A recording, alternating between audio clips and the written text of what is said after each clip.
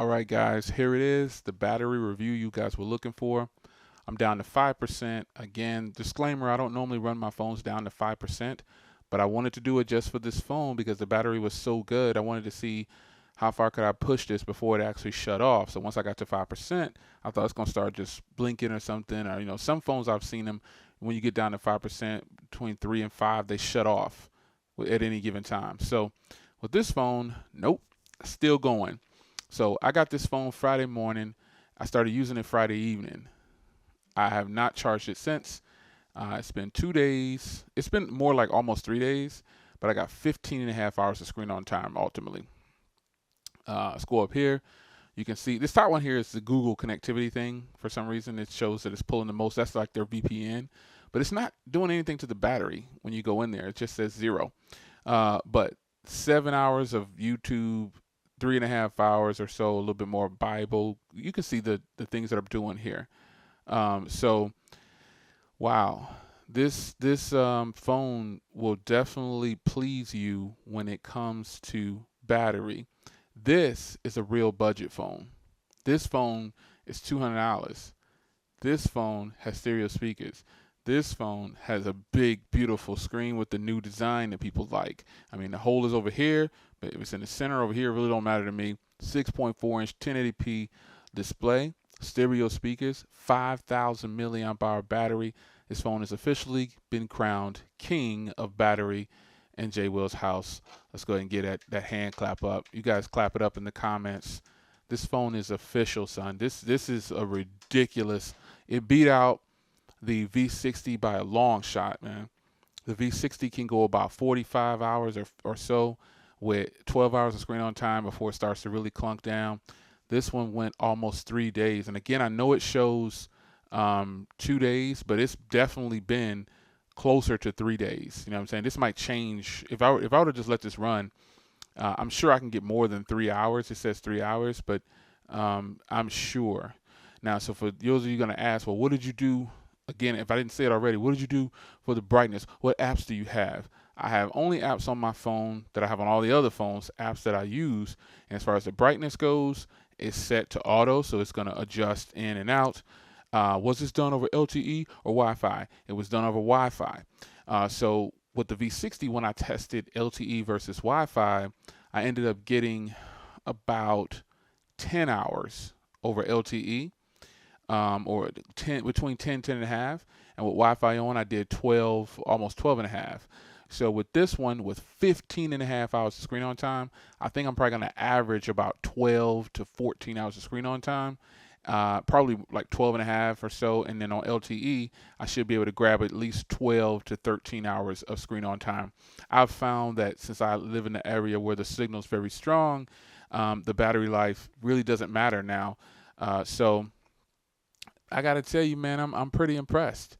What do you guys think? Did you think this phone could go a full 3 days and get 15 and a half hours of screen on time? It is official, man. Snap the screenshot. Whoa. It is official. And I'm telling you, son, I could probably get more than that. If I get that 3 hours, this will be 16 hours of screen on time. For sure, I can go another 30 minutes with this, but I don't see the point. Yeah, that's incredible. This has insane battery life. It's what you thought it was going to be. It is, I just can't believe it. The Moto G5 is official. Shout out to the cat that told me about the case. I'm probably going to go ahead and grab that UHG case. Those have been asking about, Jay, what case are you rocking? Nothing right now. I was sent over the Tudia case, the merge, but it's for the G8 Power. And then when I look on the UAG site, it's got the G Power case, but at Best Buy has it listed as the G8 Power, but it's the exact same case. So look for some videos on that. I should have some stuff banging off soon. I got to go pick it up curbside at Best Buy. I was going to do it today. I don't want to order from UAG because they're having some shipping delays and stuff like that. They sell on their website. So Best Buy has one of these in stock, the case that is. Got to drive about 10, 15 minutes to get it, maybe 20 minutes, but I don't care. I can save myself some time. It's only $19, and it's totally worth it. So it's your man Jay. Wow, 15 and a half hours of screen on time, son. That's ludicrous. I mean, this phone has been going since the afternoon on Friday. That's crazy. I mean, like, for real, that is ridiculous. Now I say to you, can your phone do that? Let's run it down one more time. Snapdragon 665, 1080p 6.4-inch display, beautiful, I might add. Stereo speakers, decent cameras, like above average cameras for sure. Really solid cameras. Video is pretty decent. Headphone jack, Type C, stereo speakers, if I didn't say that already. Fingerprint reader, triple camera setup. Nice 5,000 milliamp hour battery inside. Now, what do you have to say? Is this a budget king or what? Or do you see other phones as budget kings? And so I know the keyboard warriors are going to be in the comments saying, but that phone's not going to get updated for another 2 years. You're not even going to get updates on that phone. Shh.